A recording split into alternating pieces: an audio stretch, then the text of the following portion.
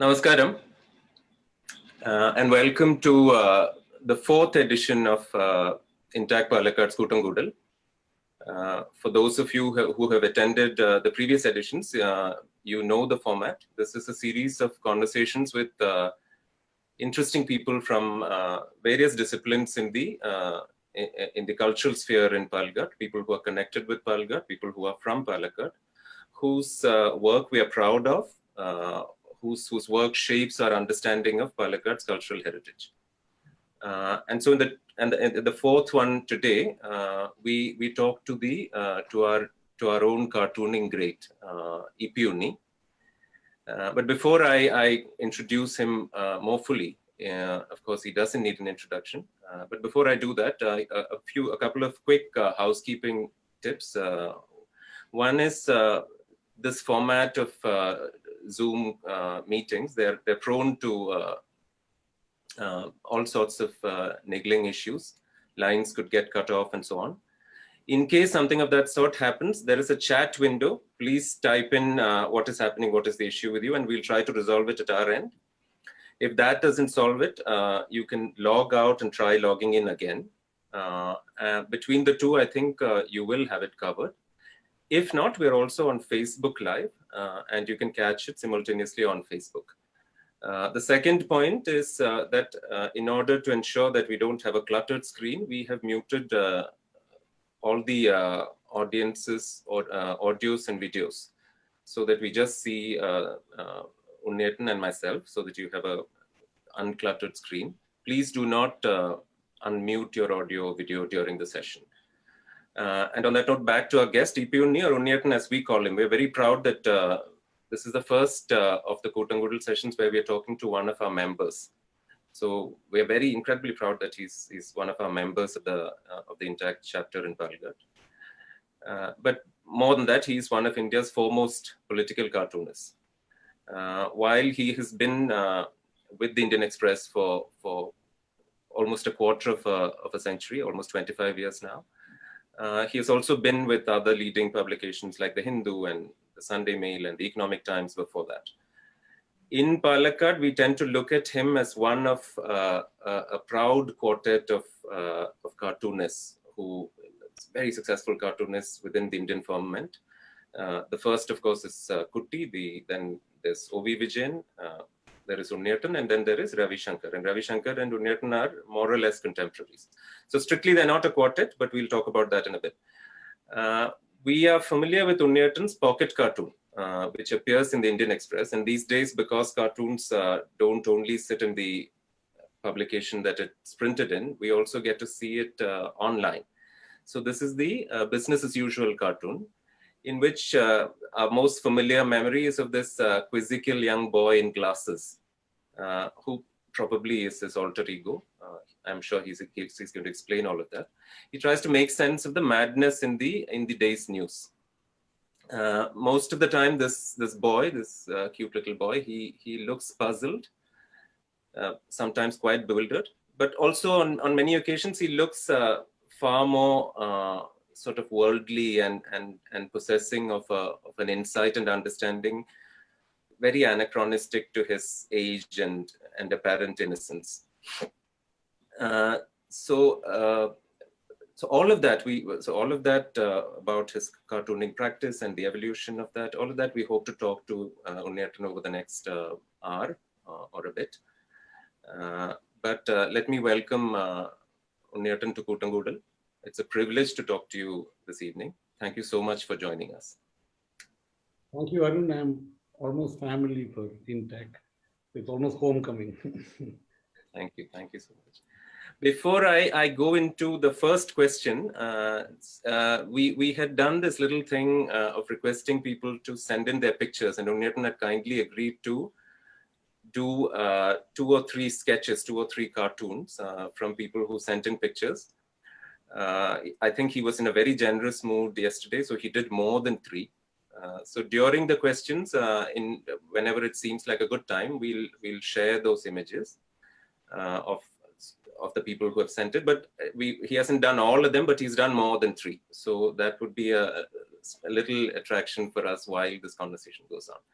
So without further ado, as for some reason, when we're starting conversations, we always use that phrase, "ado." Apart from this little place in conversations, you only hear "ado" in Shakespeare. So it's only places in the beginning of a conversation where you're trying to cut the nonsense and get on with things. So without further ado, the first question. So when I was talking to a friend, Unnethan, about the fact that we're going to do this with you, she said that her mother had this expression. She said that people in Palghat, back in the day, there were two kinds of people in Palghat. One was the kind that on getting the newspaper in the morning, would straight away go to the obituary pages. The second kind is the one that goes for the cartoons. So this was in her sort of division of the world. These were the two types. I'd be very surprised if you were the sort that went for the obituary pages. But with you, surprises are par for course. But in a more broad sense, as a young boy growing up in Elepulli, what were your early inspirations? How did this thing start? Well, Elepulli, as you and we all know, it's a typical Malabar village. It was more like a village when I grew up there back in the 1960s. Not remotely away from Palghat, just about 8 miles away, about an hour's journey by cycle. Even if you use a cycle to go, you'll get there in about an hour's time. What was remarkable then was that there were a lot of people reading newspapers and periodicals and books in a village which didn't evidently look very, very developed. People would have dropped out of school. There were few people who went to college who would naturally read. And there were a lot of women reading. And most of the women were probably self-taught. Oh. They were probably like my grandmother. Huh. I don't know, she must have probably gone to school for 3 or 4 or 5 years. Huh. But she would still read the Madhurabhumi daily from start to finish. Huh. There was a lot of newspaper reading in Elepulli. I grew up in a world where a lot of people around me at home, in the extended family, and outside among friends, they were reading. They were reading newspapers. And one favorite newspaper was naturally in Malabar at the time was the Madhurabhumi Daily. And midweek, along with the paper, came their literary supplement, which was a weekly magazine called the Madhurabhumi Aichapadu, the Madhurabhumi Literary Magazine, weekly. This was delivered by the hawker, interestingly. Okay. It would come with the paper midweek. It was almost midweek. I think it was a Wednesday when it came to us. Okay. And there would be a rush for that publication. My older sisters, cousins, and aunts and all this, they would rush and snatch it because everybody is waiting for that. And it had a lot of interesting content, I think, which appealed to almost every generation of a home or a family. It was a very interesting package done by N.V. Krishnamurthy. We later realized all of that. But I just saw people in my early age rushing for a publication, periodical, and opening it from the last page, like an Arabic book. What was there on the last page was this cartoon by Aravindan. It is a full-page comic strip. What you would call comic strip today, the customary form of that comic strip in Malayalam publications is a full-page spread of a sequential cartoon, mostly social cartoons. This is also a social cartoon, a sequential cartoon.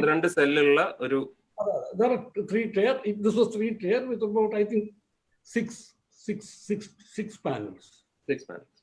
6 panels, not more than 6 panels. He stuck to that form. So, but this had a lot of interesting things in it. This set, of course, characters which as children we would always like to imitate and draw the cartoon characters, much easier to draw. They lend themselves to copying. Like also the other comics, like Tom said something called Boban and Molly in Malayalam. That's also easy to draw. But this particular comic was being picked up and read by elders, grown-ups. That is surprising. We thought comics were meant for children. But Aravindan's comic was read week after week avidly by elders, grown-ups, because it told the story. By the time I was in mid-teens, I was able to get the thread of the story. അരവിന്ദനുമായിട്ട് ഉണ്ണിയേട്ടന് ബന്ധം ഉണ്ടായിട്ടുണ്ടല്ലോ അല്ലെ? പിന്നീട് you have much later. അപ്പൊ എനിക്കിതിൽ I mean much later I have read it in a compiled form. ചെറിയ മനുഷ്യൻ വലിയ രോഗം എന്ന് പറഞ്ഞ ഒരു ബുക്കായിട്ട് ഇപ്പൊ കിട്ടുന്നുണ്ടോന്ന് അറിയില്ല, പക്ഷെ ഇടയ്ക്ക് കിട്ടിയിരുന്നത്. അപ്പോ one thing that I've always wondered is whether he, and it went on for a couple of decades, didn't it? 13 years.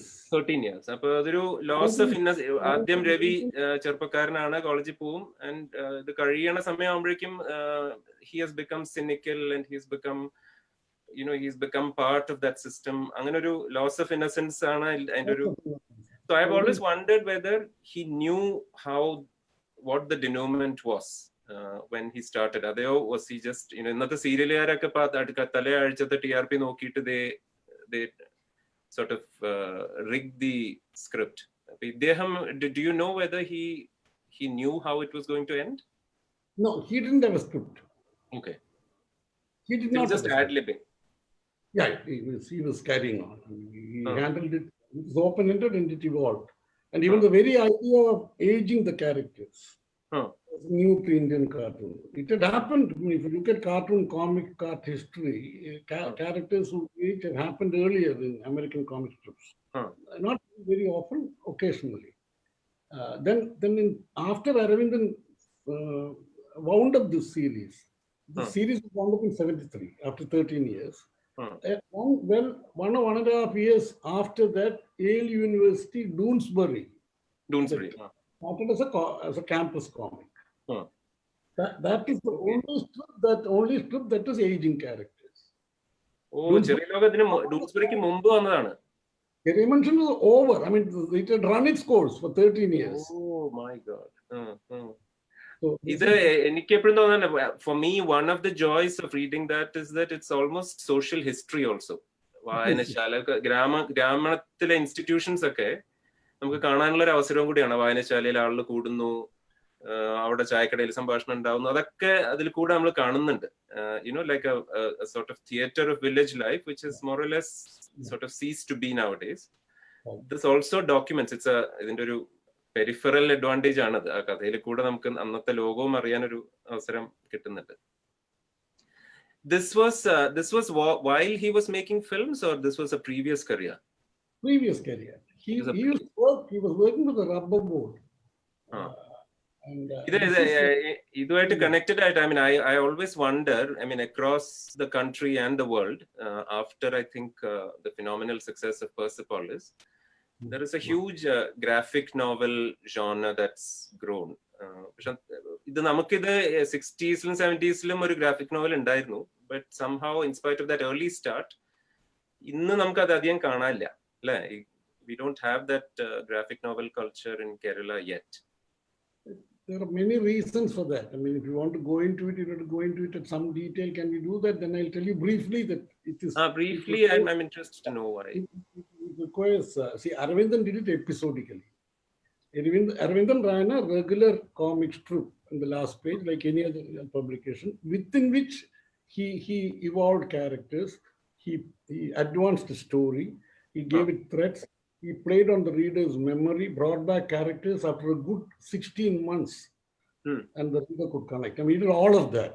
Because that's a very creative way of doing things. I mean, but in a graphic novel, normally you plan it, you do a script, and you also handle, you don't stick to the same format page after page. Every week here it is a page. Pagination is very important in a graphic novel. Right. So if you put all of Aravindan's cartoons into a book, which has happened, 2/3 of his cartoons have been compiled. Not all. It is exactly 2/3. About 650 cartoons, out of which about 400 have been compiled. When you put, there is certainly a certain kind of monotony, because every page and episode ends. If you do a graphic novel, there have to be variations, where you have plots that go up and down, and you probably use the frame like a cameraman, filmmaker uses a frame. you don't have to stick to this format. You can also stick to this format and tell a story in a graphic novel. I'm saying today, if a graphic novel is done, the publisher, or if a periodical, if it's going to be run in a periodical, which is difficult to do, the editor will have to be very committed. You need a literary editor who is committed to this form to try it out. And when you publish, and if you bring out a printed edition, the quality of the paper will have to be at least slightly better than the quality in which you find your collection of short stories and novels that come out. Because the ink can't seep. Yeah. That kind of commitment, I don't think our publishers have in Malayalam. Marketന്റെ ഒരു സൈസിന്റെ ഒരു പ്രശ്നമല്ല അല്ലേ? I don't know. All of that, if you ask the publisher, he'll be able to give you a better picture. Maybe that's the reason why he doesn't want to risk an uncertain one. I don't know. ഇതിന് സമാനം എന്ന് പറയാവുന്നത്, although these terms are all slightly ambiguous. ഒരു കാലത്ത് we had these, ഇത് licensed സാധനം ആയിരുന്നു തോന്നുന്നു. ഇപ്പൊ കണ്ണാടി വിശ്വനാഥൻ ന്റെ ഒക്കെ ഇരുമ്പ് കൈ മായാവി എന്നൊക്കെ പറഞ്ഞ ചില സംഗതികളൊക്കെ ഉണ്ടായിരുന്നു. They were cartoons actually. It came out in book form, and people used to buy it, and I thought the economy used to be, it used to work. So, ഇപ്പൊ നമുക്ക് ആ ഒരു ശാഖ അധികം കാണാനില്ല. But I'm thinking, ചിലതൊക്കെ വരുന്നുണ്ട് എന്നൊക്കെ വായിച്ചു കേൾക്കാറുണ്ട്. You can do it on the web now. You don't have to print it. I mean, this issue that I talked about is no longer a problem actually. You're going to run it on the web, online. But the point is that you see the man who's going to sit down and do it will have to spend a lot of time. It's almost as tough as doing a film script. So the effort is substantial. So I'm just going to move on to I'm trying to break up the early parts of your career. So you talked about the Alappuzhi phase and how you fell in love with cartoons. Now the part I want to talk to about is your cartooning heroes. Now cartooning itself is a Western discipline, and particularly it was born in England, and the name that's associated most frequently as the founder of the modern political cartoon is James Gillray. And of course, there was that incredible institution that lasted for I think 2 centuries, which was Punch. Punch അടുത്ത കാലം വരെ ഉണ്ടായിരുന്നു എന്ന് ഞാൻ ഈ അടുത്താണ് അറിഞ്ഞത്.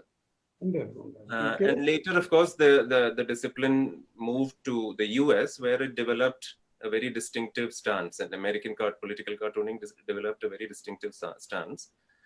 And there, of course, you have great names like Thomas Nast, and even one of the founding fathers, Ben Franklin, was a cartoonist. And one of my favorite political cartoons, if you can call it that, is that snake that Benjamin Franklin did. So, yeah, please go on. Join or die, Join or die, yeah. So the first American political cartoon.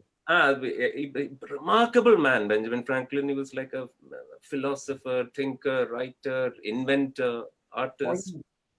വല്ലാത്തൊരു Renaissance മാൻ എന്ന് പറയാവുന്ന ഒരു figure. So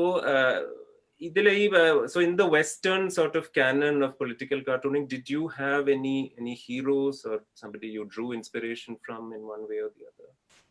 Oh yes. There were many. Even David Lowe inspired the earlier generation. I was fascinated by Herb Bloch.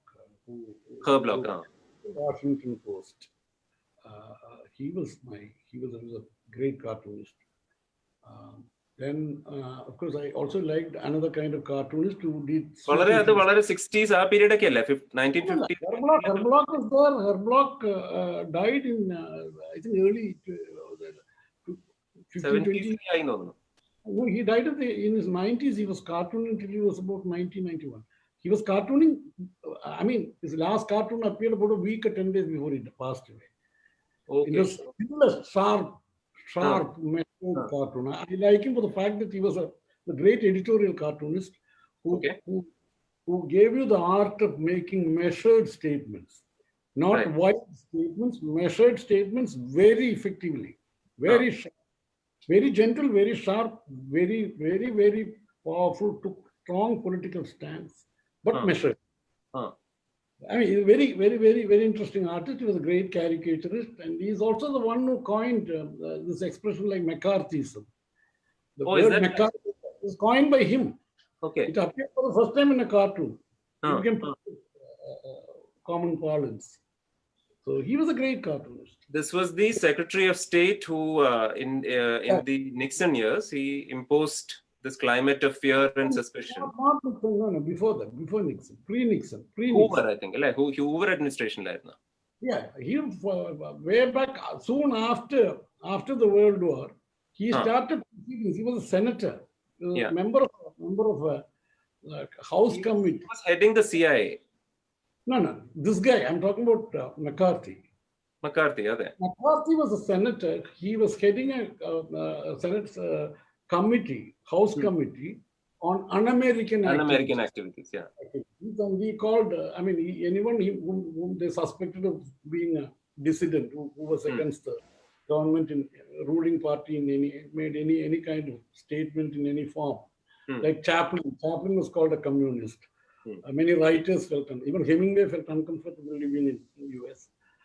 Some of its brightest filmmakers went away. Some of its cartoonists stayed on and fought. And Herblock was one person who fought. Herblock was there for this Senate committee meetings along with the Washington Post reporters, his colleagues. And he would always do and sketch him there. And he will come back and draw him always with a 5 o'clock shadow. Okay.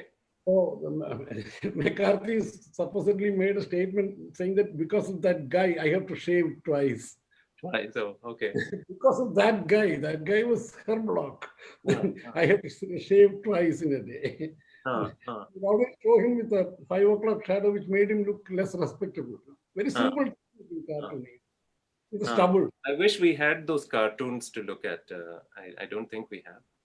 But I think people should look it up. Some very iconic cartoons. You get a lot of Herblock on the net. Herblock cartoons, yeah.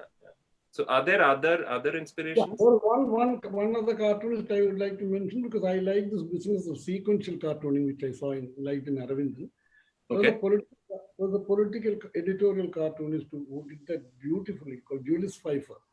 He was for a publication, Village Voice, and the Shankar's Weekly used to run his cartoons on the last page. Syndicated it? Syndicated. It used to be syndicated all over. Okay. It's one of the earliest cartoons to be run on the edit page. It is not treated like a comic strip, very differently. Then, of course, its format was not that of a comic. He drew brilliantly well, and he used lines and words even physically in appearance in a certain rhythmic way. The way he drew and the way he wrote the captions as the figures went along, there was a rhythm to it. And he was a very sharp critic, very political. And he also brought in the politics of the personal. Right. Man-woman relationship, what was happening to the American society. He politicized the whole thing. Brilliant artist. He was also a playwright. He's still there. Either this is something which I have always thought about the practice of cartooning. You need to be a fantastic writer and an artist. This is a sort of combination of two very difficult kinds of craft. And I mean, it seems like a very innocuous sort of piece of output eventually, but it actually demands very great skill and economy from two different kinds of craft. You can't be like a poor with words and still be a good cartoonist. What is your, But that probably would have been quite a strange skill set in my days. But no longer. If you look at youngsters now, you look at our children, fellows who go to school and college now, they have become multimedia. It's very easy for them to seamlessly from image to voice to the word. So it's no longer a strange or extraordinary thing. If you talk to children, they seamlessly move. They use this your cell phone, mobile phone, or the computer. And they listen to music, they do visual. No, I agree that it's a more visual culture, and their visual facility is great. Audio, visual, learning also. Listening, words, podcasts, broadcasts. So in our days, most of your learnings used to happen in conventional classrooms where you sat silently and read, or you listened to a lecture. It's very different. ഇതിനെപ്പറ്റി ഇപ്പോഴത്തെ നടക്കുന്ന ഒരു സംഭാഷണമാണ് ഈ കേരള ഗവൺമെന്റിന്റെ online വിദ്യാഭ്യാസത്തിനെയൊക്കെ പറ്റി ഉള്ള കോൺവെർസേഷനിൽ വരുന്ന ഒരു കാര്യമാണത് ഈ the form of pedagogy for the future എന്നുള്ളത്. ഇപ്പൊ നമ്മൾ ഓൺലൈൻ ലേണിംഗ് കൊണ്ട് ഇപ്പൊ നടക്കുന്നത് form actually. If you look at cartooning was the earliest form that at least blended two streams, the word and the form and the image. Now you can extend it to music also, or voice. Cartooning in that sense is first, it's a hybrid form. It's a very important hybrid form. This is what happens when you blend two things, it becomes more potent. Right. Synergistic ആയിട്ടുള്ള ഒരു facility. You know, if they are in conflict also it works because it becomes explosive. It's in conflict. If you're trying to bring into opposites, they explode. That's also strength. It works. ഇത് ഇന്ന് എനിക്ക് തോന്നുന്നു there are a lot of colleges that offer for an aspiring cartoonist, although you might push back that is not the way to become a cartoonist. The fact is that there are programs that teach you to be a cartoonist. ഇന്ത്യയിൽ തന്നെ ഉണ്ട്. എനിക്ക് തോന്നുന്നു NS national school of ഡ്രാമയ്ക്കും film സ്കൂളിലും ഒക്കെ, പൂനെയിലെ film സ്കൂളിലും ഒക്കെ എനിക്ക് തോന്നുന്നു കാർട്ടൂണിങ് പ്രോഗ്രാമുകൾ തന്നെ ഇന്നുണ്ട്. But in your time there was a university of cartooning, and that university was called the Shankar's Weekly. And in a sense you got, a whole generation of post-independence cartoonists sort of got their first break and a lot of mentorship after that through Shankar's Weekly and in interaction with that great master of cartooning, namely Shankar. So you also started that way. So could you just talk about that, your views on Shankar and how that engagement started? Yeah, but Shankar's Weekly was the first. They printed my cartoon for the first time. My first printed cartoon was in the Shankar's Weekly in 1973. Victoria പഠിക്കുമ്പോൾ അയക്കുക ചെയ്തിരുന്നല്ലേ? You need to send cartoon. Cartoons in 10s and 15. You used to send your sample drawings. And one day they published me. And then they started publishing me more or less regularly. Then Shankar dictated a letter to his editor, Ramakrishnan was running, and the letter was sent to me. It just talked about how he said you seem to be regularly sending cartoons and some of them are printable, so I think there is a cartoonist in you.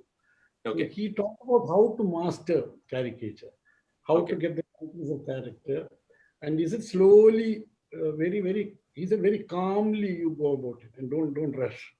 Okay. You draw, get people's likeness, and he said don't copy anybody, don't imitate anybody. Just try and do it in your own way. You have a political mind, so finally you'll be able to cartoon regularly. But then you were about in your early 20s. No, I was not even 20. Okay. I was 17. Okay. But so he wrote all these things to you? For the next 3 years till the emergency came. By the time I graduated, I had done my degree undergrad course and got out of college. Shankar's Weekly kept publishing my cartoons. Then Shankar's Weekly folded up a few months after the emergency in September. The emergency was in June 1975. In September, August, Shankar folded up. In September, he brought out a farewell souvenir. Okay. And that is over. That great institution came to an end and nobody revived anything like that. അതൊരു cartoon, Indian കാർട്ടൂണിൽ ഒരു irony ആയിട്ട് പലപ്പോഴും പറയാറുള്ള ഒരു കാര്യമാണല്ലോ. നെഹ്റുവിന്റെ ഇത്രയും സൗഹൃദമുള്ള ഒരാള്, നമുക്കൊക്കെ അറിയുന്ന ഒരു ഇത് ഡോണ്ട് സ്പെയർ മീ എന്ന് നെഹ്റു ഇദ്ദേഹത്തിനോട് പറഞ്ഞിട്ടുണ്ട്. But then under his daughter, a climate was created whereby the magazine could not move forward, and that great experiment sort of ended. അത് കഴിഞ്ഞിട്ട് he didn't attempt to revive it after the new dispensation. But he didn't even say that it was closed because of the he said that it was not. He wanted to say that it was not because of Nehru's daughter that I closed it. He said exactly what he wrote was that we could have taken the emergency in our stride. He said it's too tough to run a publication like this at my age on a shoestring. That's what he said. And I mean, privately, I have heard stories that he wanted younger cartoonists, his understudies, those who wanted to take over and run it and all that. Somehow it didn't happen. It was not feasible during the emergency because censorship was pretty harsh. And Vijayan had quit cartooning. And he thought that he will never be able to cartoon because those kind of cartoonists can never cartoon under censorship. Two big cartoonists, Rajinder Puri, not part of the Shankar Brigade. Vijayan was very much part of the Shankar Gurukula.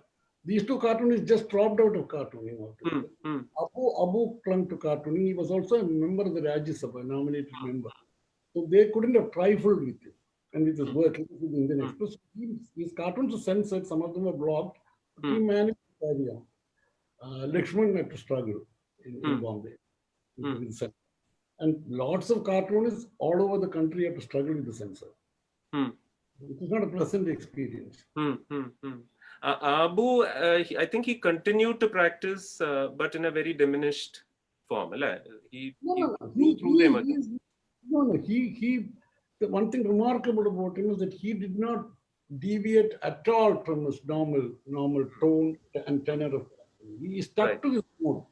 Right.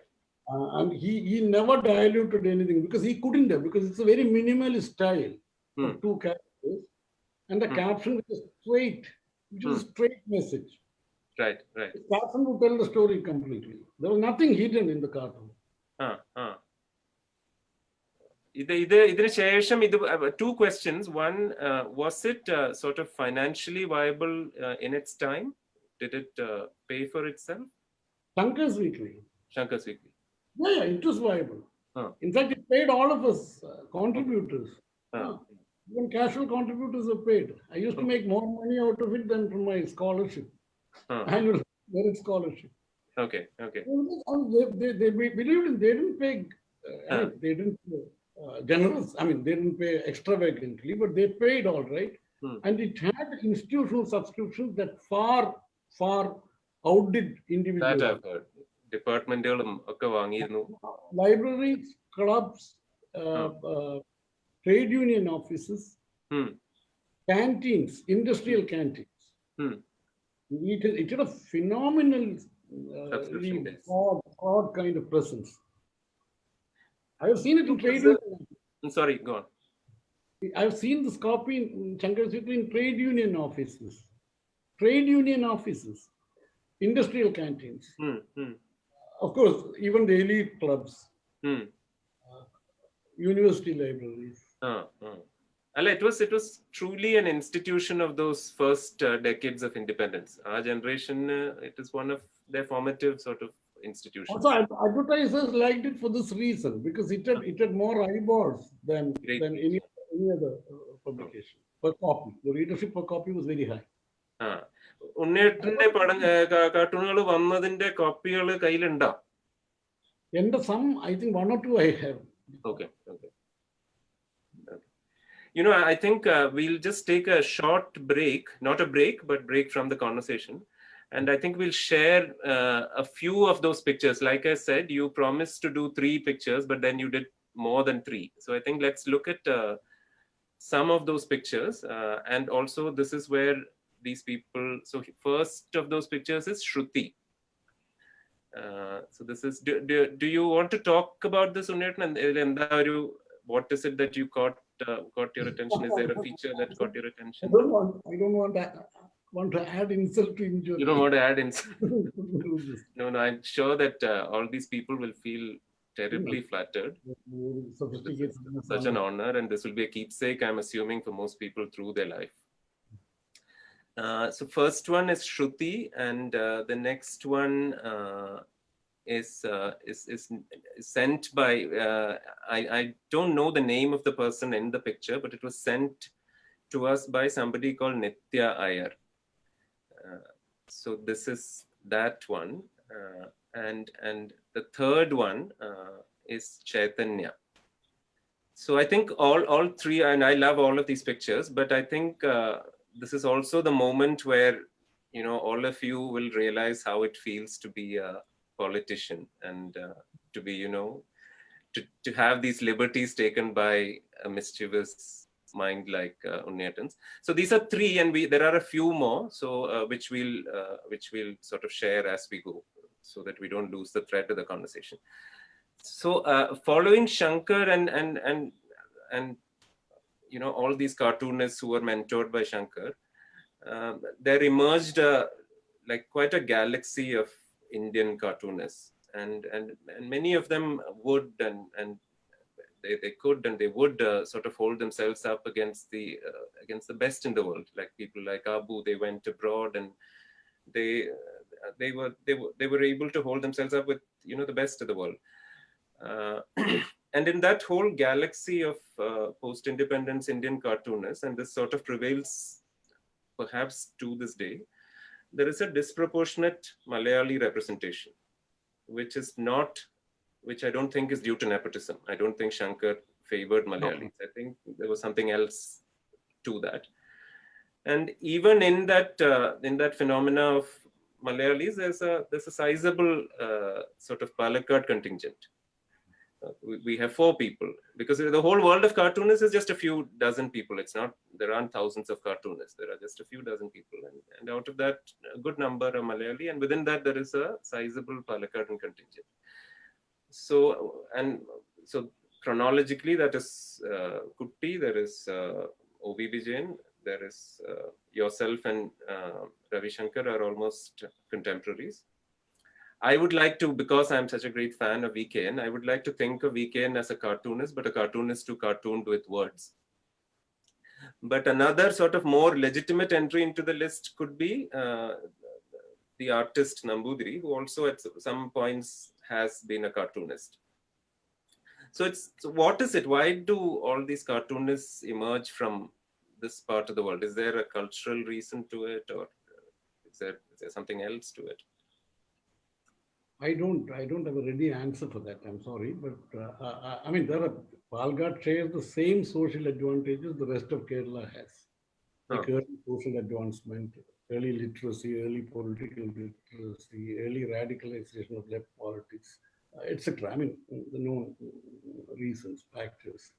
Palghat is one more thing, because all the quartet that you talked about, I will not include Nambudiri, because Nambudiri did Naniyammayin Logam, he did it beautifully. Nambudiri did this social cartoon called Naniyammayin Logo. That of course I will keep him out, because he didn't do hard political cartoons. True, but the four of us that you talk about, the Palghat quartet, were all hard political cartoonists. So there's one uniqueness about Palghat. No other part of Kerala has this range of politics that Palghat has. I'm talking about the politics that is practiced. There are congressmen here. There are old congressmen. There were old congressmen. Old Congress in the sense the Nijalinkappa Congress, which split from Gandhi. 2 congresses were there at that time. Both the congresses represented here. There were any number of socialists in Palghat district. Socialites. There were Gandhians, there were Nehruvians who were at loggerheads. And there were communists of many hues. This the rest of Kerala also had, but the rest of Kerala did not have so many RSS Jansank people as Palghat had. In the campus, we had a very strong ABVP, Akhil Bharatiya Vidyartha. We had the entire, which means that you had the entire spectrum of national politics in Palghat. So this creates a certain kind of tension that breeds, that helps a cartoonist. I mean, if you are a cartoonist, you get to see this from close quarters.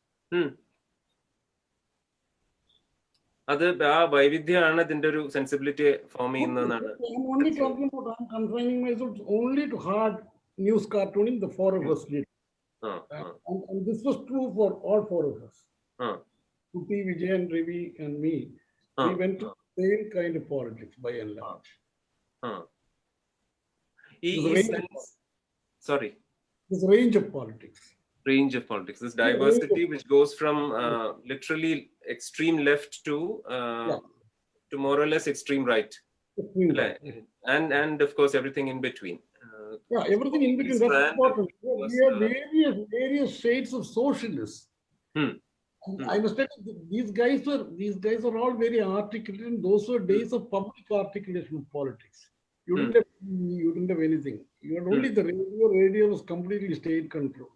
So all the politics played out in public meetings, public posters. So if you're a student in Palgad, half your day is structured around these kind of events. EMS is speaking, AKG is speaking somewhere, you will go and listen to him. Then Bihari Vajpayee will come and make an address, you will go and listen to him. C.H. Mohammed, a brilliant public orator, will speak somewhere, you will go. You'll actually listen to people.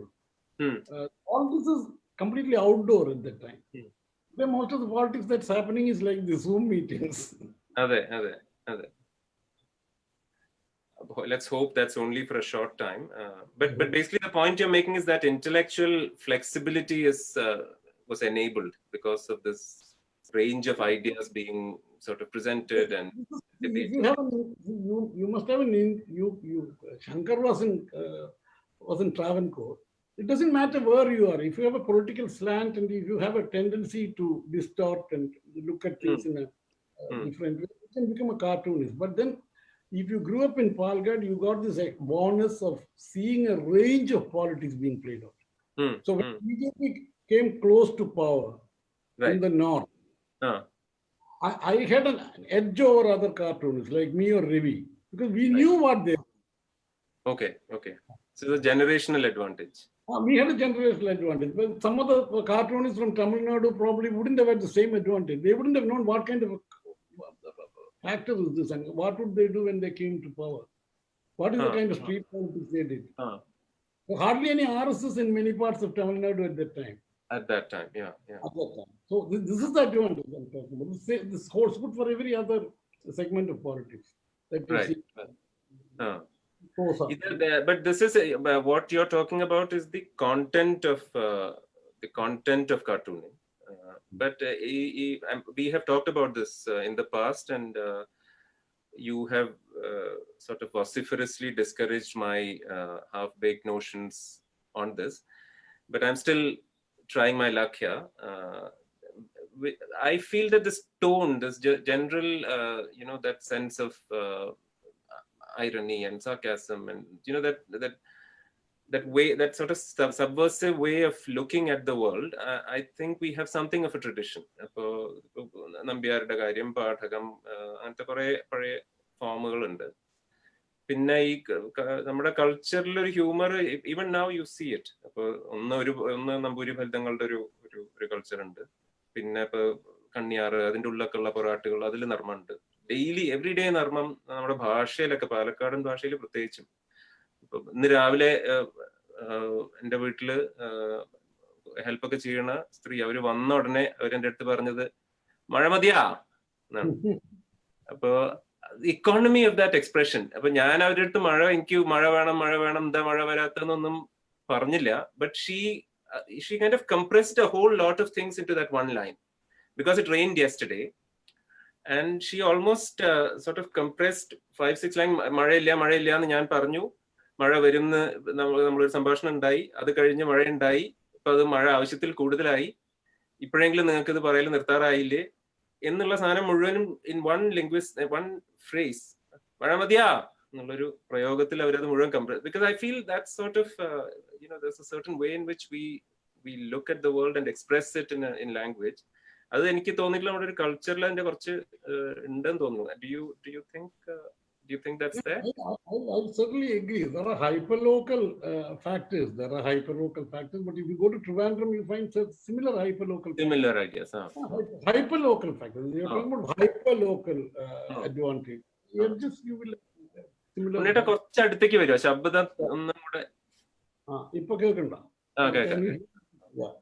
I was talking about the hyperlocal factors. You go to Trivandrum, you go to Chala Market, the way they speak, the way they, you got the same kind of flavor, and the language is its own flavor. എനിക്ക് കുറച്ച് border കൾച്ചേഴ്സിനും അതുണ്ടെന്ന് തോന്നുന്നു ഈ പറഞ്ഞൊരു. That is the point. That could be true. Because wherever you're likely to be displaced wherever you're likely to be challenged by even a fraternal culture, I think the best in you comes out. And best in humor also comes out. You handle an alien language by mimicking it, and that's also a process of learning that language.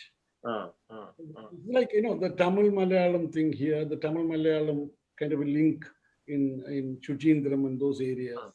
As this is a border culture. ഈ തുള്ളലിൽ എനിക്ക് ഇഷ്ടമുള്ള ഒരു കാര്യം there is a refrain തുള്ളൽ കളി തുടങ്ങുമ്പോൾ പറയുന്ന ഒരു സംഗതി ഉണ്ടല്ലോ, which ഓട്ടം തുള്ളല് പലതും പറയും, അതുകൊണ്ട് ആരും പരിഭവം വരുതേ, അഥവാ പരിഭവം ഉണ്ടേ തന്നെ എനിക്കൊരു ചുക്കും വരുവാനില്ല എന്നുള്ളൊരു it's almost like a refrain at the beginning. This can almost be like a sort of a principle for cartooning, because this is said in jest, and if you can't take a joke, too bad. അപ്പൊ അത് ഒട്ടംതുള്ളലിൽ മുമ്പോട്ടുള്ള ഒരു പഴയ പ്രയോഗമാണല്ലോ. So we just talked about this. So I was not trying to sort of create a sense of exclusivity. നമുക്ക് മാത്രമുള്ളതായിട്ടുള്ള ഒരു which is nonsensical. പക്ഷെ എന്തെങ്കിലും നമ്മുടേതായിട്ടൊരു അതിനൊരു enabling factor ഉണ്ടോ എന്ന് മനസ്സിലാക്കാൻ ശ്രമിക്കുകയായിരുന്നു. But let's move on to these, the quartet of which you are one member. But the other three, I feel, because they don't practice these days, many people, especially the youngsters, probably are not familiar with Kutti, Vijayan and Ravi Shankar. So could you give us like a very sort of little introduction to their work, their style, their sensibility? Starting with Kutti, of course, was the earliest of it. Yeah, Kutti was directly mentored by two great humorists. Okay. First Sanjayan discovered him. Sanjayan was running M.R. Nair, the famous humorist, literary critic M.R. Nair. He was running Vishwarupam and Sanjayan, two humor magazines from Calicut, where he used cartoons extensively. I think he was the first great cartoon editor of Kerala. He is the one who promoted cartoons in Kerala like no one else before. Sanjayan വരച്ചിരുന്നോ? No, I don't think he drew. He had a resident cartoonist called Bhaskaran, whom he motivated to draw. Right. He discovered Kutti when Kutti must have been a student in Malabar Christian College. Sanjayan taught English there. Sanjayan was a legendary teacher of English, and he has also translated Othello into Malayalam and so on. He's a very literary kind of character, great humorist, great editor. He promoted cartoons, and Kutti was the find. Then Kutti was taken to Delhi by V.P. Menon. Kutti belongs to Ottappalam. V.P. Menon is from Ottappalam. So I think Kutti was taken by V.P. Menon. Kutti was introduced to Shankar by V.P. Menon. V.P. Menon introduced Kutti to Shankar. Shankar mentored him. So he was mentored. He was only direct disciple of Shankar. Okay. What you call a Prathama Shishya of Shankar. He really mentored him. And then the rest is history. Kutti had his own way of drawing. Kutti moved away from the Shankar format. He was very independent. He had his own way of doing. He was a remarkable caricaturist. One person who also caught the national mood when it was slowly getting out of the Nehruvian centrality.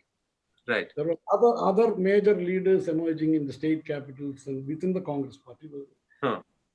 He also caught the members of the opposition, like AKG and all that, EMS, AKG, people in the opposition. He caught them well. He caught their facial characteristics well. He understood the variety of politics that was happening, federal politics that was happening in the country. He was probably the first cartoonist to really understand the length and breadth of India and bring them into his so-called national cartoons. This is a cartoon here. He could see all the chief ministers of states lined up. And then eventually what he did is even more significant and quite awesome. He did cartoons with an English caption, and this would be translated into Bengali for the Anand Basar Patrika. He drew for Anand Basar Patrika for 16 years. And he is the most popular, even today, I think the most popular Bengali cartoonist is Kutti. He didn't know any Bengali.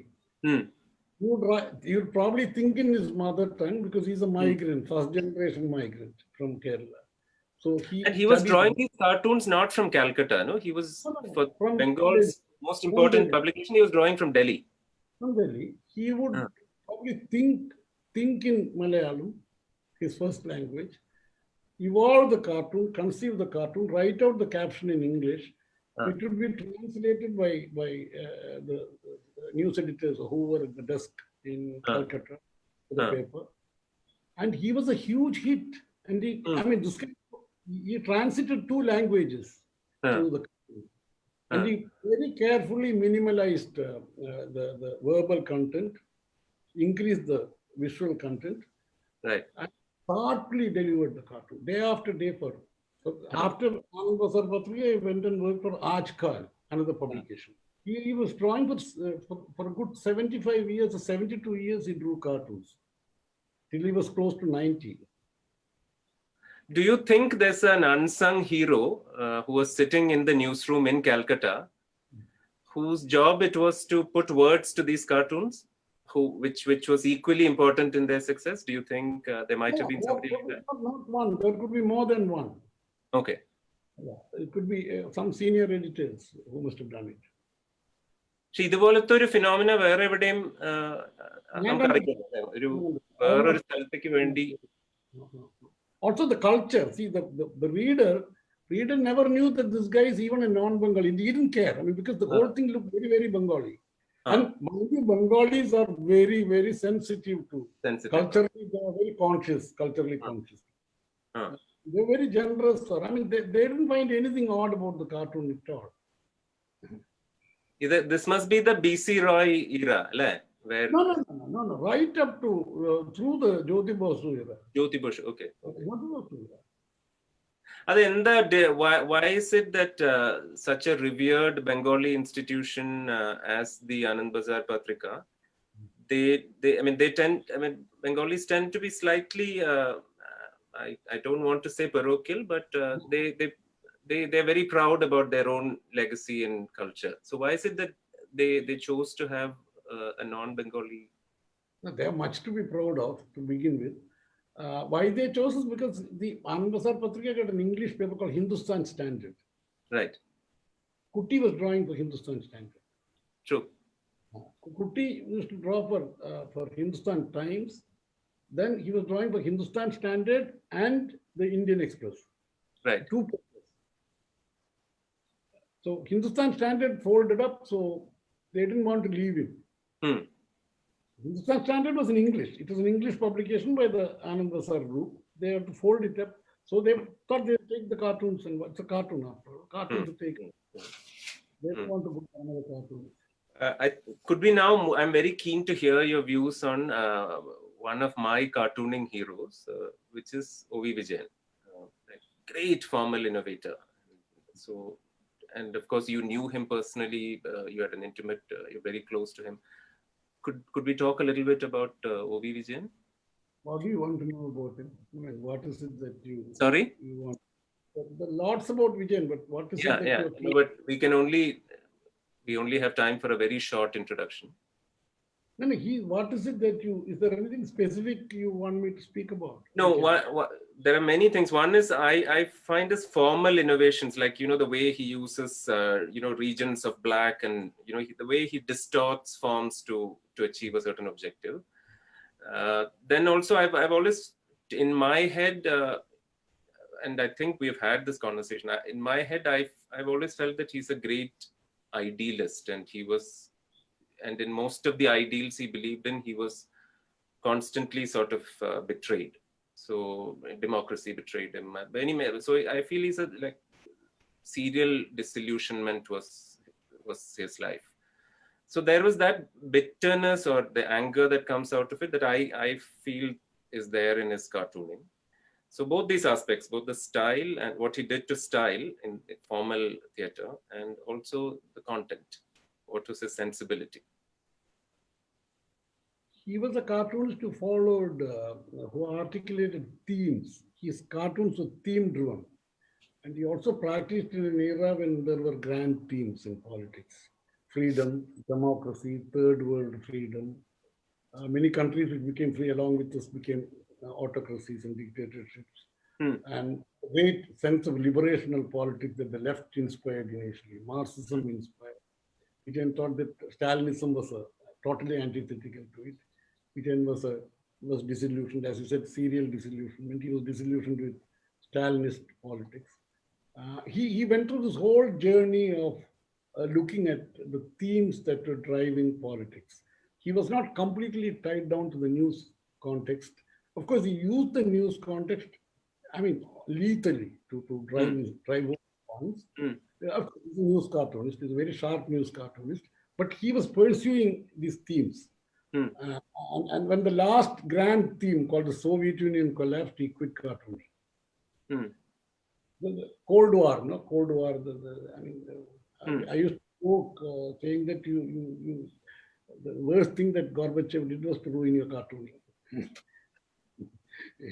He was a very powerful cartoonist, and he also did bilingual cartooning. People have forgotten that he was a lethal, effective, very, very, very good Malayalam cartoonist, political cartoonist. He used to draw 3 or 4 cartoons in the Madhubhumi every week. To appear on the front page of Madhubhumi daily. He's a very good cartoonist, Malayalam cartoonist. Neta, there is somebody, Jay has asked a question. Is there any significant difference between cartooning in English and Malayalam? Because he's asked it sort of fortuitously as you're talking about it. Do you want to comment on that?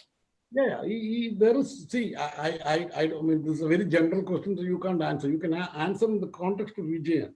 Vijayan handled Malayalam cartooning in the same manner as he handled English cartooning. He articulated the same kind of themes. He didn't dilute anything.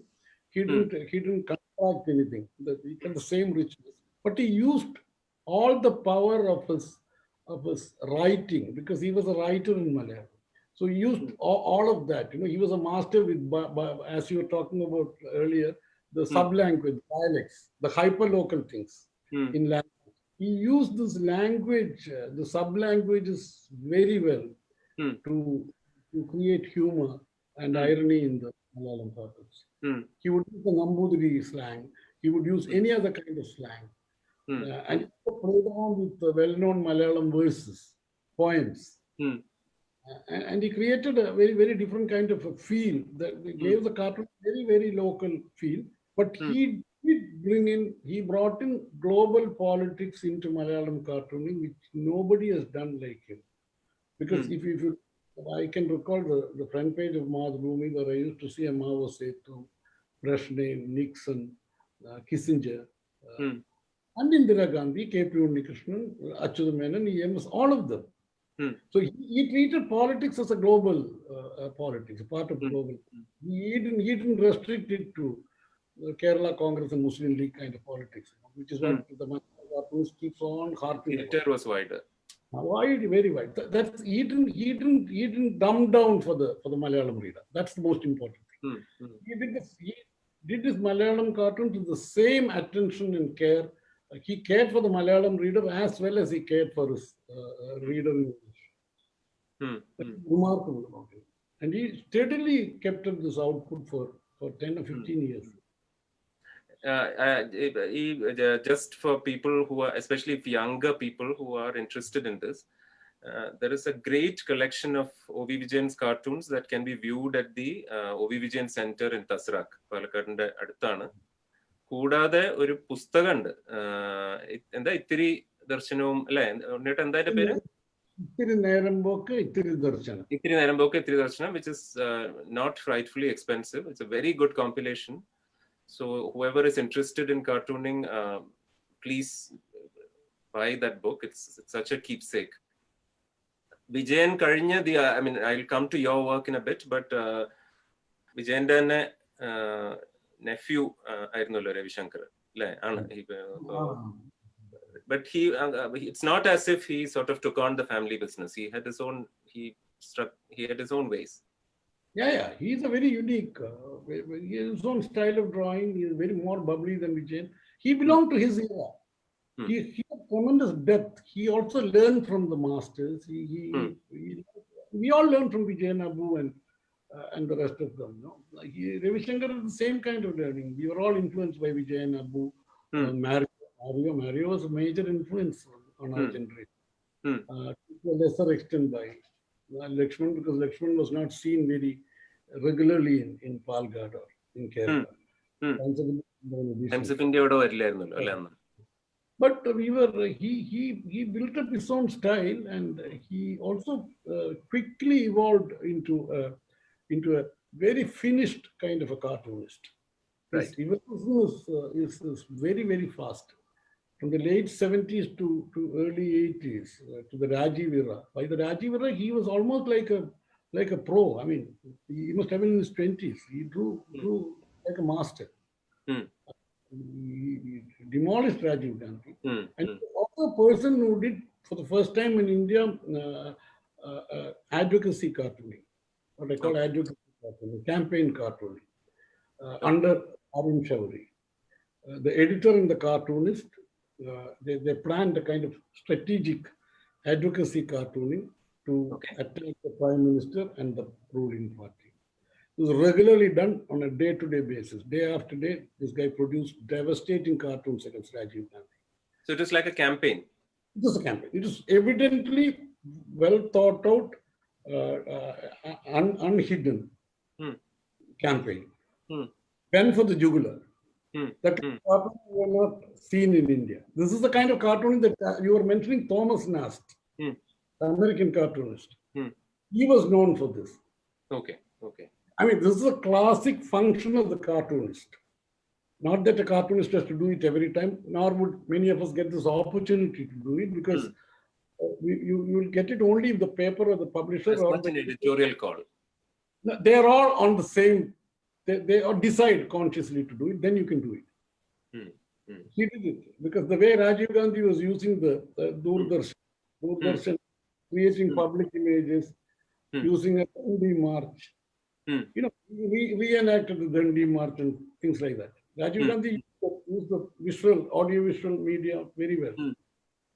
ഉണ്ണിയേട്ട പലരും ശബ്ദം വേണ്ടത്ര കേൾക്കണില്ല എന്നൊരു saying on text. അപ്പൊ can I urge you to come closer to the computer? Can I get closer to?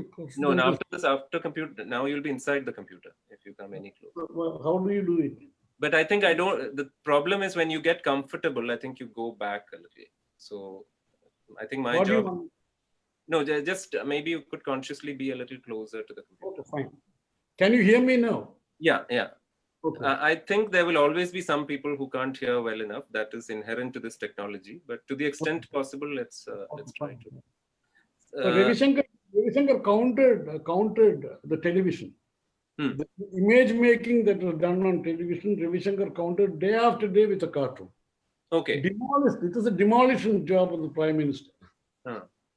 I remember a cartoon on Dandi March. Rajiv Gandhi reenacted the Dandi March. So Ravi Shankar's cartoon showed him dressed like Gandhiji with Gucci shoes, Raymond sunglasses, and all kinds of things. They called it the Dandi's March. The caption was Dandi's March. Oh, okay. That's absolute frontal attack.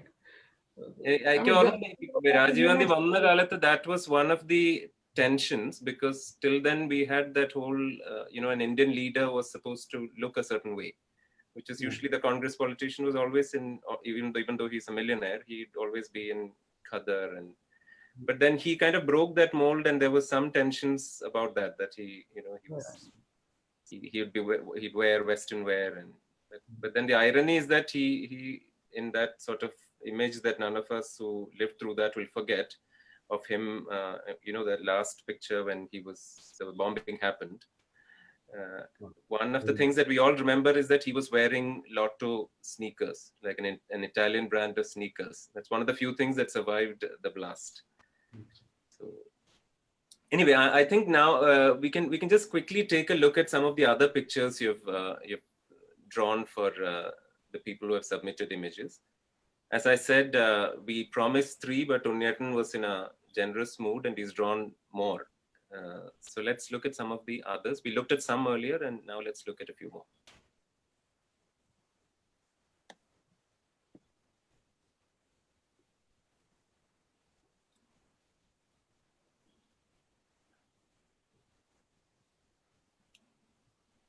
So I'm not the most facile of tech people, so please forgive the slowness with which I'm doing. So the first of the second set is Rini. Rini's a great friend, and she's very energetic in a lot of things. She's a great chef. She's into farming. So Rini had sent in a picture, and I just love what you've done to her face. The next one is Nayana. So and unlike the others, you have chosen to draw not just the face, a little bit more of the body also. Then we have Malavika. That's again a lovely picture. I think the brows are the feature that you've sort of played on. And we have Aarti. So all lovely pictures. Thank you so much for doing this. I'm sure that people who see this, it's going to be a keepsake for them, as I said. Thank you so much for doing this. And of course, this is more than what we had committed to. So there are some people to whom, whose pictures we couldn't sort of reasonably request him to draw. But amidst you did all of this yesterday when you still had your work deadline. So we are ever so grateful. So moving on, the most interesting part of your work, and I realize that we've almost exhausted our time, but let's still press on. So your work, as I said at the beginning, the most familiar part that we remember is from the business as usual pocket cartoons. We remember that little boy. So do you want to talk about how the boy was born and what is the function that the boy serves in the cartoon and so on? The boy was born when I was working for the Sunday Mail in Delhi. It was a weekend newspaper. So it had everything. I could do a pocket cartoon there, and I could do a display cartoon. I could do an edit cartoon. I could do a serial, sequential cartoon, and so on. The editor was the TV Archana. He said, "Why don't you develop a character in the pocket cartoon?" That was a suggestion. I was a little tired of this whole business because Lakshman's character had become a kind of hackneyed thing. Every cartoonist doing something like that. And Abu had told me that if you put a character, already the pocket size is small. If you put a character in it, it will take up some more space. So think twice before you do it, because he said the character can become a monster. Later, you find it difficult to get rid of the character. Yeah. Finally, I thought I'll somehow avoid it. I kept doing my pocket cartoon without a character. Right. But then one afternoon, I was stopping at my car at the red light at AIIMS, All India Institute of Medical Sciences, crossing. Right. I saw a newspaper boy who was distributing newspapers. It must have been early afternoon. It must have been in the evening, some tabloid. പടത്തില് കാണുന്ന flyover അന്നില്ലല്ലോ അല്ലേ? Flyover. It's only the junction. It is just a plain junction, four-way junction. And I saw that boy. This boy was wearing glasses. So he looked like somebody who reads, somebody who's cerebral, who can comment on things. And I thought I'll use this image. That's how I developed the character, because the character had a function. That's why I used that character. The character could bring in news in the cartoon. Character could present news. So the character had a purpose. The newspaper boy who's bringing news into the paper. Into the page, into the column. That's how. And then it evolved. It went out for some time, came back. I use him off and on. Now I think I use him very often. Has he gone through any sort of transition over time? Yeah, physically, yes. He looks a little more gentrified, urban now. Conscious ആണ് അതെയോ അങ്ങനെ? These are all things that just happen as you go along, because you put him through everyday situations which prompted by news. So he will have to fit in at some point. He will have to evolve. I let the guy evolve. Okay. It just syncs with some of the questions that are coming up. So I'm sure that a lot. I know how you work a little bit because I've talked to you, but I think a lot of people are curious also about how you work, whether you work with your hands or use a stylus or you use a digital tool. So could you give a quick thing on how the typical cartoon is drawn? I'm mid-tech. I use a lot of old world low-tech cartooning, that is conventional Crocquill. And I don't use a Crocquill and dip pen anymore. That's a little clumsy. You have fountain pens which give you the same effect. The nib is the same. Oh. Use a rotring pen, double Okay. broad pen, which gives you the same effect of a Crocquill. Huh.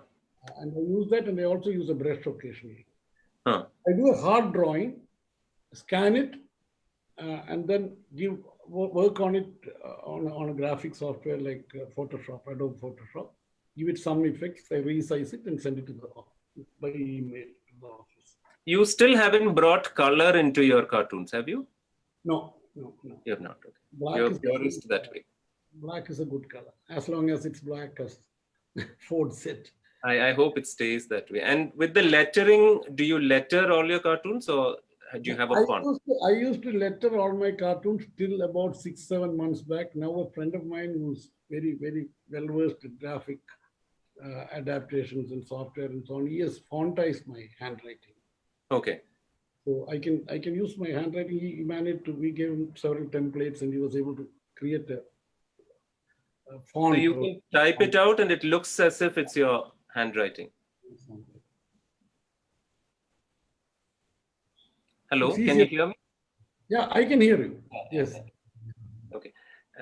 So there are appreciated. So I think some of these questions, it's not that I'm disregarding the questions. I'm trying to sort of have a cohesive sort of flow, and some of these questions we can ask at the end of it. But as a broad thing, we are trying to focus on Unniyattan and his work in the context of Palghat. So some of these general questions, I think, can also be addressed because we have a constraint of time. There are other interviews online. So some of these questions have been, I've seen that they've been addressed. So moving on from the little boy, one of the things that I sort of see in your work is a factor of the time in which you practiced. So there is the immediate independence period of Shankar, and after that, there was that whole Delhi-centric, there was a galaxy of cartoonists. There was Abu and Vijayan and all these people who, and Emergency was in a sense a watershed. And then, as you said, another generation was there. I mean, even in your earlier part of your career, it was the Rajiv years. But then a major shift that happened that sort of changed the texture of our politics was liberalization. So from politics being a Delhi-centered pursuit, and there were a certain number of cartoonists who practiced in Delhi, and business being more or less a Bombay-centric pursuit, and the cartooning sort of avatar, I'm grossly misrepresenting in a sense, but Lakshman was the Bombay cartoonist. So there was that whole division, but then liberalization happened, and your work reflects a lot of liberalization. I mean, the concerns of the economy becoming part of the political mainstream. So could you talk a little bit, is that a true read, or and what happened in your work? Yeah, it is. There is some. There is a certain connect to my cartoon, and because I was in the right paper at the right time, because I had joined the Economic Times when that was also the time when Narasimha Rao dismantled the license permit Raj and created a new kind of political economy. This impacted news. What happened was an economic paper hired me, a political cartoonist. So your paper, your specialized reader, your niche reader of business news had to know politics. And the general paper started featuring a lot more of market economy.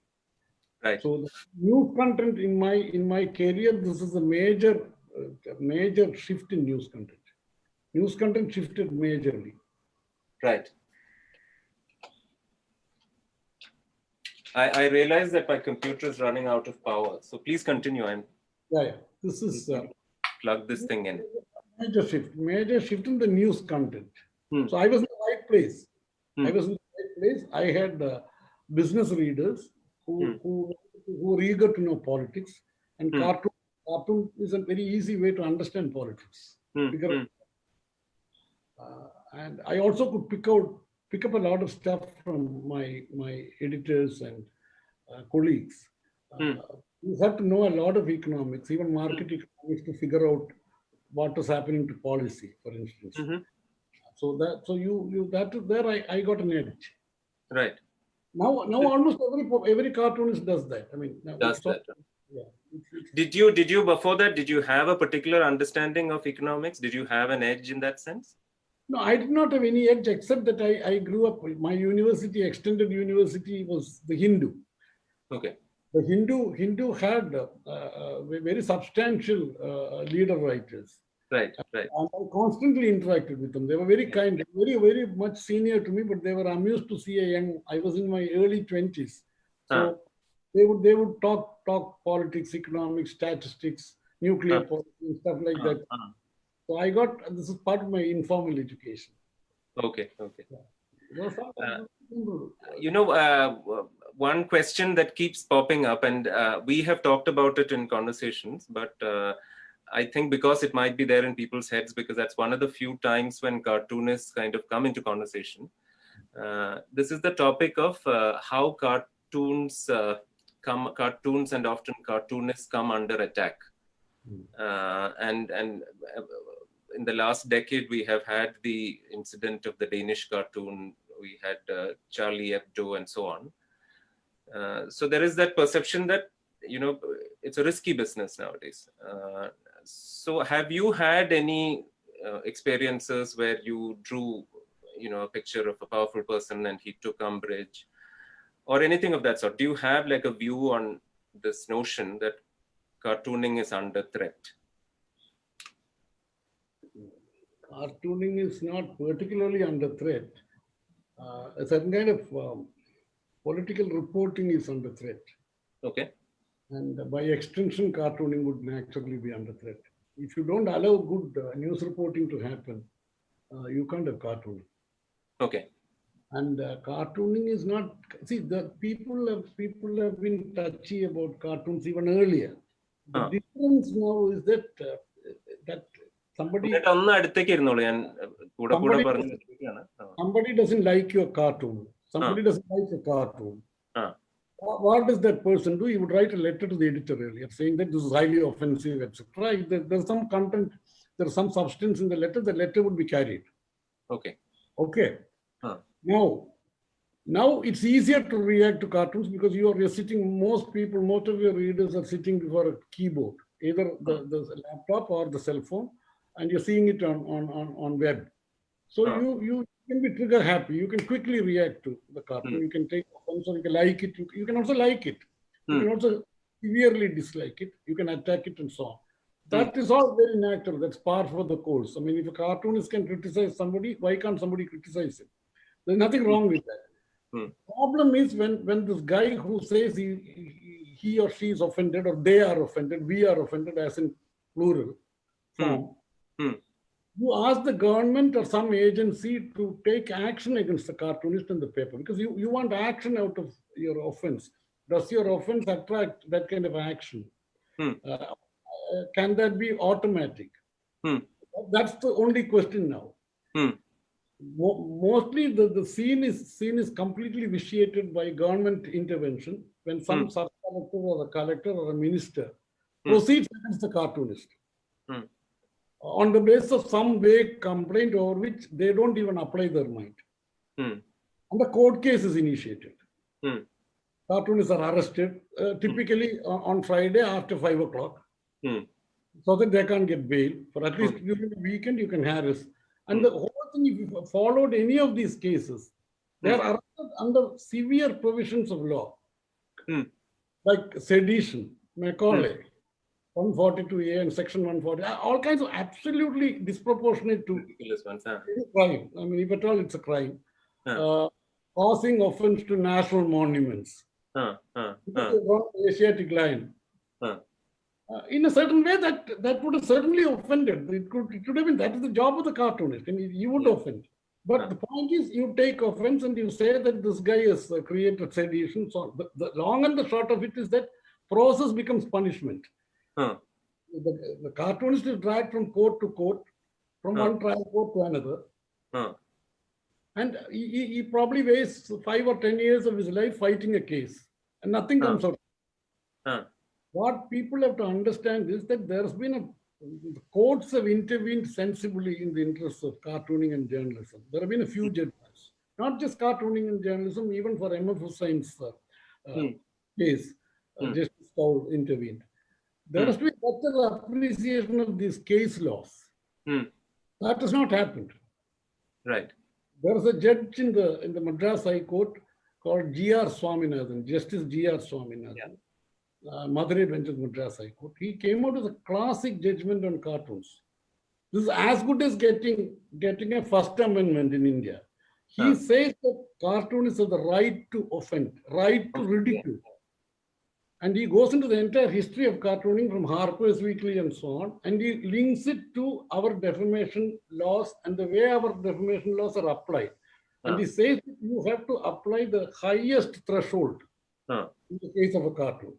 And not take trigger-happy action against a cartoonist. You should exhaust... Independent India, judgment not got anything at all. During the Nehru era, there was no need for it because cartoons are not considered to be enemies of the state. After the emergency, the whole damn thing collapsed. The bond between the politicians and the cartoons, I mean, at least in terms of constitutional appreciation as part of some kind of a constitutional democracy, that vanished after emergency. Is there a one-stop solution? You can't make a law and sort of... No, if you appreciate this law, most of the action that is taken by the executive arbitrarily, there must be a way of calling those actions into question in court. Court is the only answer. You have to go to the judiciary and get more and more. This judgment itself has to be cited more often, and cases have to be fought. Somebody, Preeta, has asked a question, which again is sort of coincidental. I think she's asking in the context of all these sort of illiberalisms that are creeping in.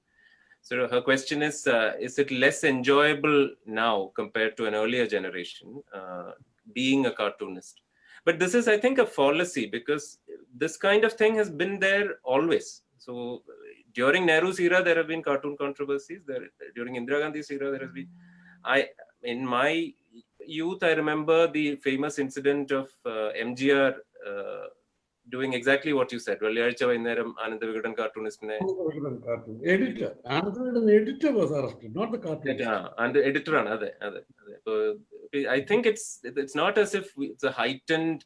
No. Well, I mean, there is a certain heightening, but I think it's not unprecedented. So her question is less enjoyable. What has happened is the bully has got closer to the door. That is the danger. Because the regional politicians, when they start acting, they will act more vehemently. And then when in a system like Kerala, for instance, where there is devolution of power, and the panchayats and the municipalities, the wards, they're all powerful. And if they start taking offense over your car, they will send the local cop. And the local cop wouldn't know whether you're R.K. Lakshman, E.P. Unni, or you're anybody. And they will treat you as badly as they would treat the pickpocket. Right. So that is the danger. That's the danger. The bully is getting closer to your doorstep, which is happening to writers. The same thing happened to Perumal Murugan. Perumal Murugan was not even prosecuted by Chennai. He was prosecuted by the local district administration. Some of the cartoonists have been arrested by district administrators, district collector, district superintendent of police. It's all happening at the level of district. This is dangerous. So back to Preeta's question, she's asking, in this climate, has the gig of cartooning become less enjoyable? No. It has made it more exciting, I would imagine. I wouldn't, neither way. I mean, for me, it's the same. It's business as usual.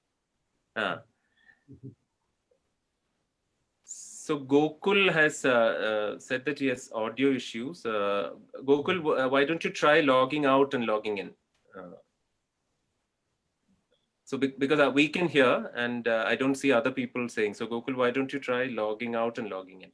Is he on So a phone? this thing of offense, just moving on from that same conversation, giving offense is almost part of cartooning in a sense. It is an acerbic medium. There is a certain negativity that we sort of tend to see as part of the practice of cartooning. But then there are also some cartoonists. We talked about Aravindan, but more importantly, there is Lakshman, and Lakshman's cartooning often has been called so mild and gentle that some people have even questioned whether he's a political cartoonist. I'm sure that that's an exaggeration, but there is such a read of, not having that anger, not having that, sort of not touched by anger. Is that accurate? Would you say that? No, I wouldn't say that. I think he's a wholesome political cartoonist, as evolved and as good as anyone else in the business. He's a very good political cartoonist, and he drew for a different kind of an audience. And then what he did with that pocket cartoon for a city like Bombay is absolutely remarkable. He is the first person who had an ascertainable large readership. His contribution is that he created probably the largest mass of everyday readers for a cartoon. Right. He sustained it for 60 years. And the readership kept growing as his cartoons went from city to city to city as the editions spread.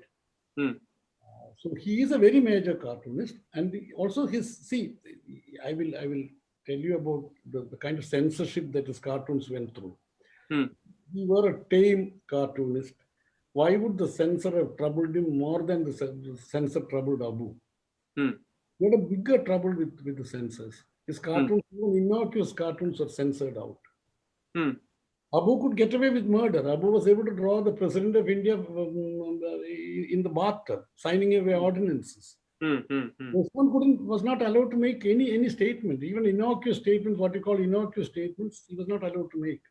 Because they knew that there was a certain danger in Lakshman's cartoon, because it had an appeal to a large urban aspiring readership. And they worshipped this man. But Lakshman was censored more than Abu. Yeah. More of his cartoons got censored out. You can look at his cartoons that have been published. Compilation. Okay. I mean, a lot of cartoonists stopped practicing. Rajinder Puri, they didn't practice. Rajinder Puri and Vijayan just didn't draw. Stopped. Shankar had retired. Then you had major cartoonists. Kutti continued to draw. Kutti had problems with the censor off and on. But he was drawing for a Bengali reader. Right. Abu was drawing for the Indian Express. Right. Abu's cartoons were appearing. Right. Oh, so I didn't know that Lakshman was so intensely. Lakshman, huge problems. Also, Lakshman was personally summoned by Vidya Charan Shukla, who was the INB minister under Mrs. Gandhi. Infamous Vidya V.C. Shukla. Yeah, he personally threatened him. Lakshman has written first person. The INB minister threatens this man who's probably got almost any award that any creative person can get in India, including all the state honors, Padma Bhushan, Padma Shri. He had got them access. It's a distinguished, celebrated cartoonist, very mild-mannered, very quiet, very private person. He was summoned to Delhi and told that he will be sent to jail because he was told, you are no exception. We know what you're doing. You're trifling with us. We'll send you to jail. He took a break and went to Mauritius on a holiday and thought he'll never come back from the holiday. But some fluke, Mrs. Gandhi declared elections in March, and the rest is it. So Lakshman, why would the censor fear his cartoons more than his cartoons are not innocuous or anything? He had another bandwidth. You have the same variety of cartooning in any advanced, robust cartooning culture. Like if you go to the US, you go to the best of European or British cartoonists. They don't have the same wavelength. You have different kinds of singers working with different voice ranges. It just shows the diversity and richness of Indian cartooning. And you have an Abu, you have a Vijayan, you have a Rajinder Puri, you have a Lakshman. This is the biodiversity of cartooning.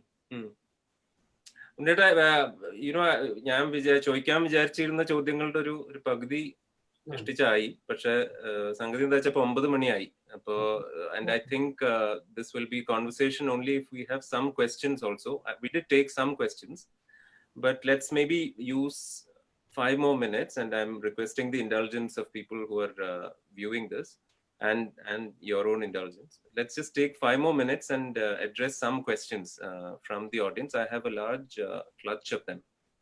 So there is a very interesting question from Rudra Prasad Warrior. So his question is, why is it that most cartoonists are left-leaning? Is it because being an underdog provides one with more opportunities to be offensive? Very interesting way of phrasing it. Leading question. I mean, left of what is the question? പക്ഷെ ഇതിന്റെ right leaning politician, I mean cartoonist നമുക്കുണ്ട്. I'll let you answer that. No. Thackeray was a right-leaning cartoonist. Bal Thackeray. He was a practicing. He was not a leftist by any stretch of imagination. Lakshman was not a leftist by any stretch of imagination. And where have the cartoonists, so-called left-leaning cartoonists, spared the left?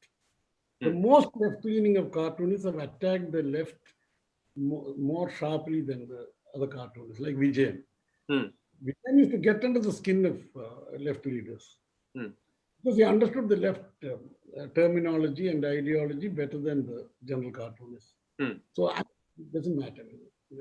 No, but I think while he closes the way he frames his question in a slightly leading way, I kind of get his point. He's so the sort of nub of his question is, if you're on the side of the underdog, so that is, for me, that is the heart of that question. So even the Gandhians are on the side of the underdog in India. So that is legitimate, regardless of whether you. It is a sort of empowering discipline. It sort of slightly questions established relations of power. Yeah, it's an adversarial medium, and it questions power. And migration, for instance, most of the cartoonists started talking about migration even before they edit writers now, in the last couple of weeks. So it's natural. So there is another question from Mr. K.S. Raman. His question is, how did the cartoonist politician Thackeray, there are two Thackeray's, I'm assuming he means Bal Thackeray, respond to cartoons? Which I'm assuming he means when other people drew cartoons of him, was he any different than a normal politician? No, I have met him and interviewed him on cartoons at length. Okay. He was very nice with cartoons. I don't think he has done anything against any cartoonist.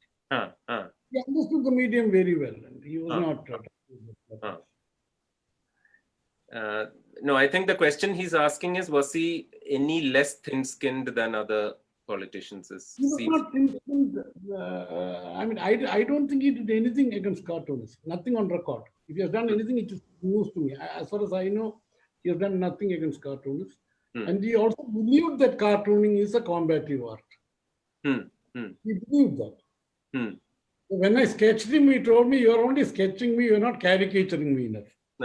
So he actually wanted you to be more. He wanted me to distort more. I mean, he knew what this business was.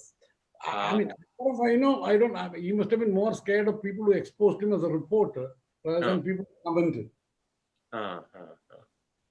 So there is another question from Angel Anna Babu. Her question is, how was it working with M.K. Das for the saga of Kalpati?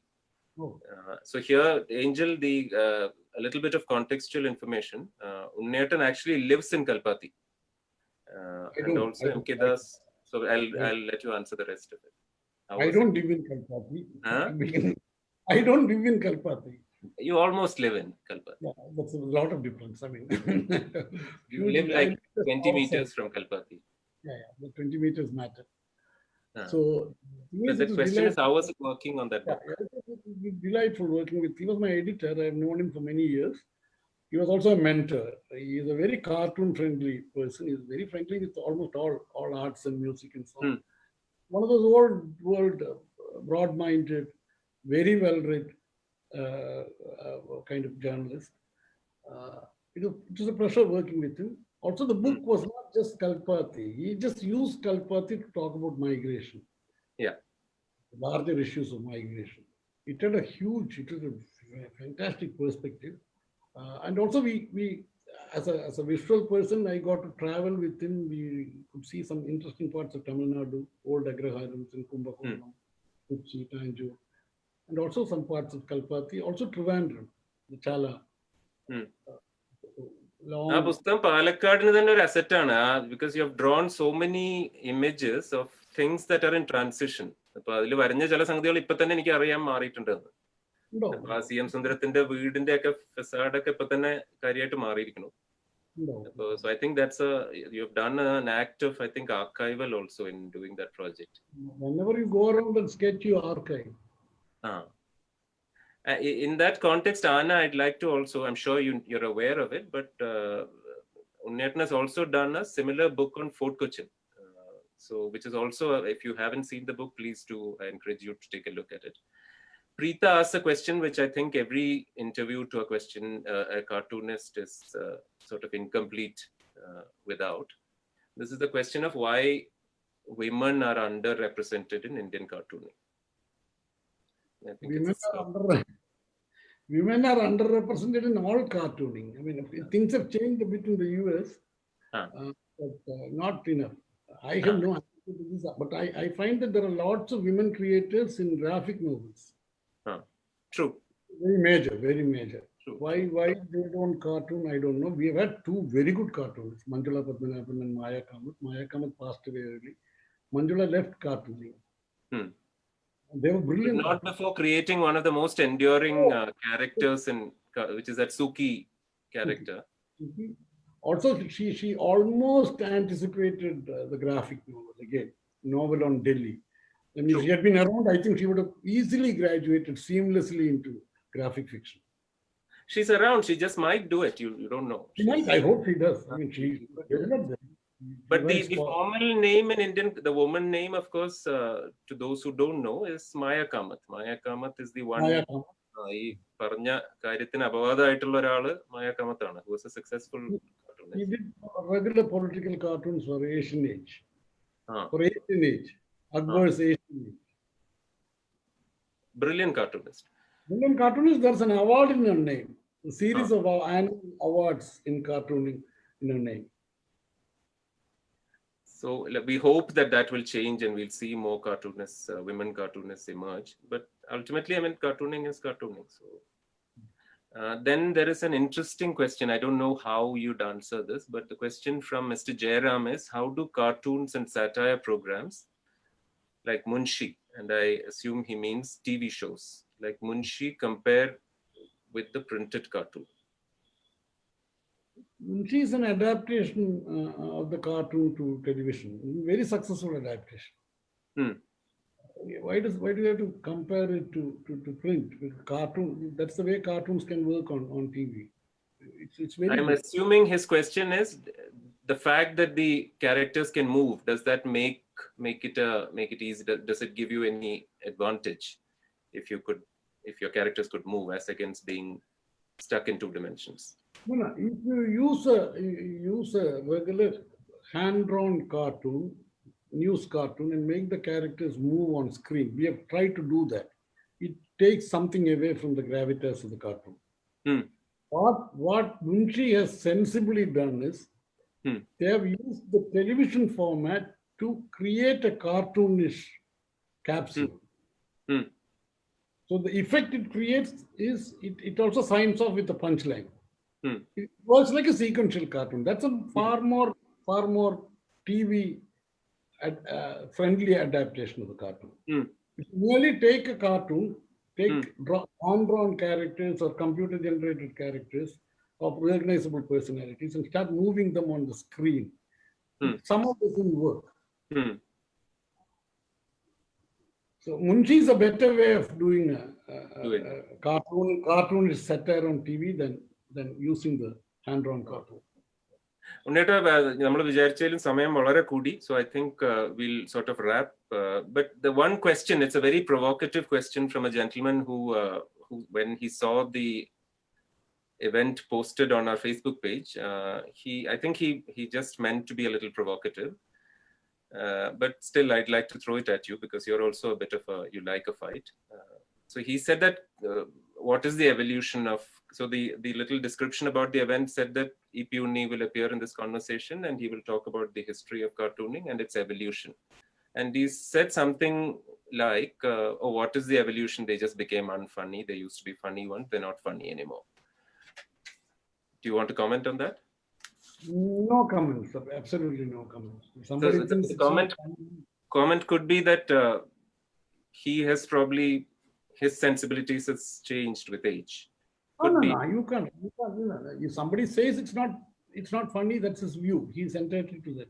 No, also we change. So very often it is, we think that the thing that we're responding to has changed, but we change also. So what used to be funny to us. I don't know what he's saying. Is he saying that a particular cartoonist is? No, he says generally political cartoons have become unfunny. So I don't know. So I know it's difficult to come. So there was one thing which is not connected with Palakkad, but every time I've asked this question, you have said that I will answer this at a different opportunity. I'm going to try my luck again. So this is the question that I have persisted in asking you is, why is it that there isn't as vibrant a political cartooning tradition in the North compared to the South? And you have said that there is a bit of an exception to that rule, and you've been tantalizing that story. You've been sort of holding it up for a later occasion. Do you want to say it now, or? I can say this, but it's not an answer to your question, because there isn't any vibrant cartooning happening all over the South. Best cartooning that's happening in any Indian language is happening in Malayalam. I'm talking about news. Right. It's not the same in Tamil. Right. Kannada has been off and down. It's been good, bad. Telugu, there have been sharp cartoonists, but not enough. Kerala is we are rolling. I mean, we're having a ball. We've been having great cartooning for about 45, 50 years, uninterrupted. Now things are not looking exactly very good. That's another issue altogether. In the North, I don't think there is any great cartooning happening in many languages, but here and there is good cartooning. In some belts, the Hindi heartland, very sharp cartooning. Kashmiri. I've seen some very bright Kashmiri cartoonists. What I was trying to tell you was that you were talking about the number of cartoonists that are coming up, local, hyper-local cartoons, the kind of people from Kotak, from Palghat and so on. Why are so many cartoonists coming from Kerala or from a district? There is some village in Rajasthan. Rajasthan, okay. One village, where there's a cartoonist in every house. What is that village called? I don't know the name of it. Somewhere near Shekhawati. There's a cartoon. Sudhir Thailand came from that village. From that region. From that village. No, that area has a very vivid graphic tradition, because every house in that Shekhawati region, the walls are almost cartooned. They're full of graphics. They paint all over. So I'm guessing it comes from that tradition. And, that area has the miniature tradition and all of that. But are they political cartoonists? I don't know. I have been wanting to go there and sit with them and find out what they're doing. I'll do it at some point. No, I could explore this for you. I have some connections with that region. So this is a conversation that we'll continue. But now we're scandalously late. Thank you so much for all the time that you have given and the charm with which you have answered what I'm sure seems like innocuous questions. Thank you so much, and thank you so much for everybody who tuned in to listen to this conversation, watch this conversation. To the question that just came in, yes, this interview is available. It is available on Facebook. After this conversation, it will be there in recorded form. We also have a YouTube channel where all the Kootangoodal sessions are available in recorded form. So once again, thank you so much. Next week, we come back with another equally interesting and articulate guest. Do look forward to that. But for now, have a great weekend. Have a great week ahead, and good night. Thank you. Good night.